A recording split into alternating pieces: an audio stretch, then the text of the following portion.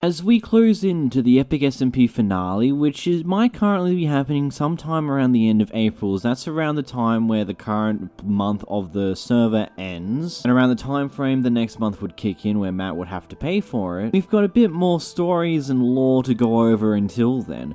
Around a week ago, Swagger decided to give us some more lore around the Void, as well as some lore around Ted's area in the world. Unfortunately, this kind of breaks through some lore that happened at the beginning of the server that we'll just quickly go over before we tell the tale. Back within the first week of the server, Swagger came across the hole known as the Void as he was heading over to Ted's area to help him build some stuff with the Create mod. Back then, he just found the Void to be just a weird hole not far from spawn. Also within the stream, a lot of other lore-based events would happen as discussed within the last Void lore video. But at the time, Ted also mentioned how everything within that third lore stream wasn't going to be counted as canon, as Ted didn't like how things went within that stream, and felt as it went against the premise that only Ted and Slime School were meant to know about the Void. But now, in Swagger's recent streams, he brought it up randomly at the end of one of the streams and decides that he will go over there and check things out. But this leaves with a massive question according to Ted. Swagger isn't able to see the Void, yet now he can,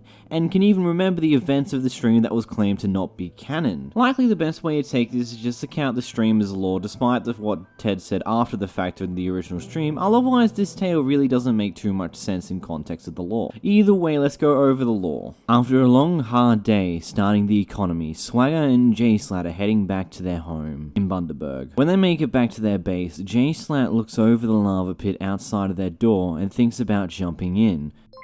Maybe $10 for iron? Why do I feel like jumping in? I don't know. I wouldn't recommend it. That's scary. I have the urge to jump in. They call that, It's Call of the Void. Call of the Void, gaze... Wait, the Void. When Schlatt and Swagger says Call of the Void, Swagger finds the word to feel somewhat familiar.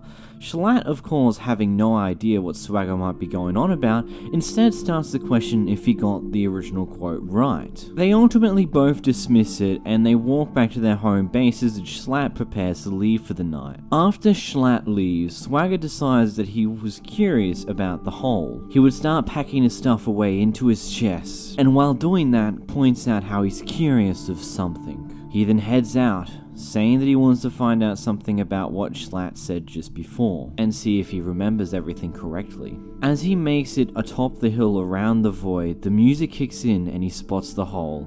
Swagger then walks over to it. Oh my god.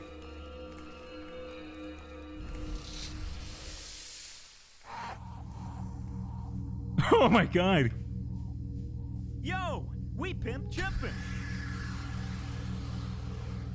After staring into the Void for a few moments, Swagger tries to find Ted's home, aka the Power Cove. As he closes into the Power Cove, he spots the harvester that he made for Ted in that third lore stream. As the emotion and the music starts to pick up, Swagger then makes a run for the Power Cove entrance. As he gets up to the Power Cove, he sees that it's overgrown, vines everywhere, and Ted nowhere to be found. He then spots the sign and walks up to it. The sign sits atop a dirt block and says, "Do not remove this block." After looking at the block for a brief moment, he decides to remove the block, activating a trap that would let TNT go off in the area. This ultimately wouldn't harm him.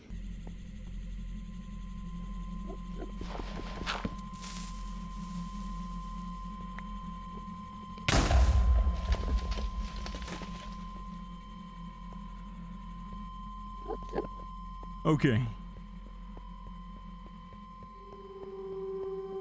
Why?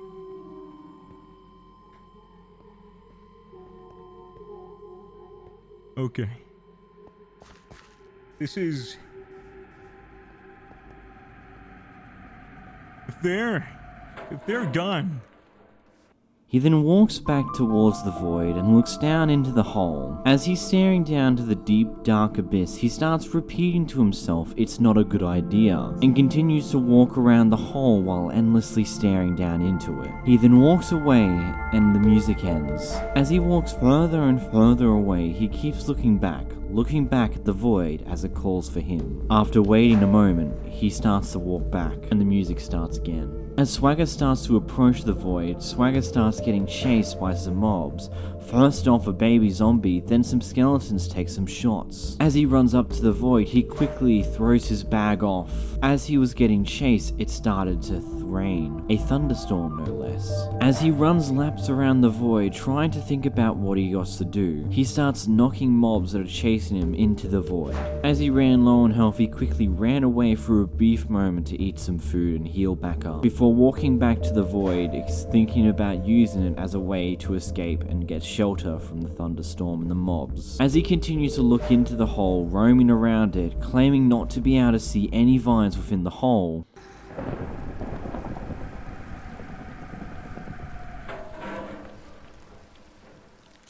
There has to be like... Oh shit.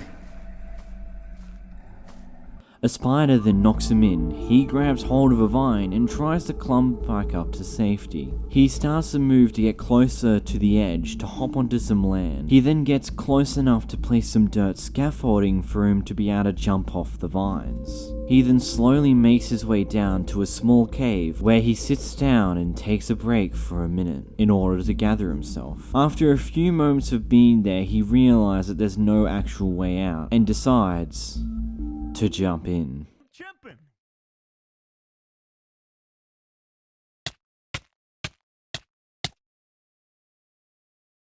As Swagger jumps in, the screen goes to black. Then, a voice chimes in.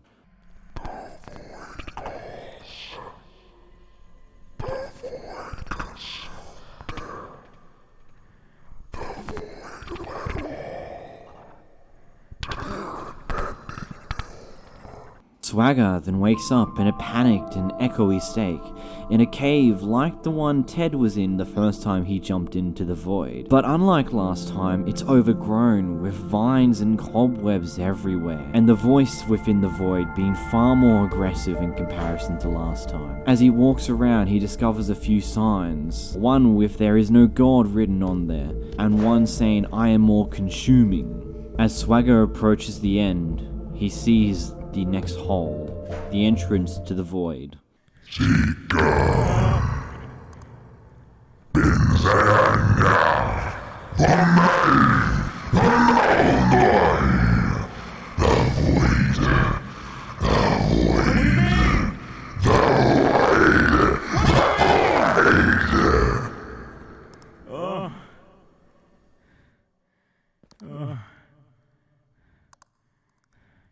Void. The void. The void. The void. The void. Why? Why?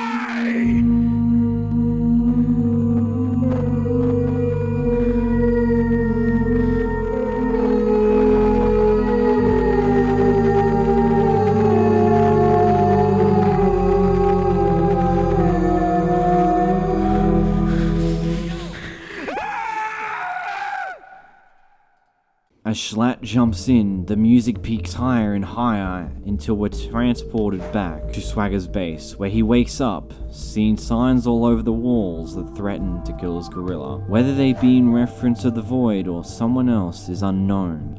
If you enjoyed this retelling of this tale, please make sure to hit the like button down below as it helps the video do better in the algorithm, as well as to make sure to subscribe if you feel like enjoying more content made by me. Either way, I'm going back to the dark place which I once came, so goodbye.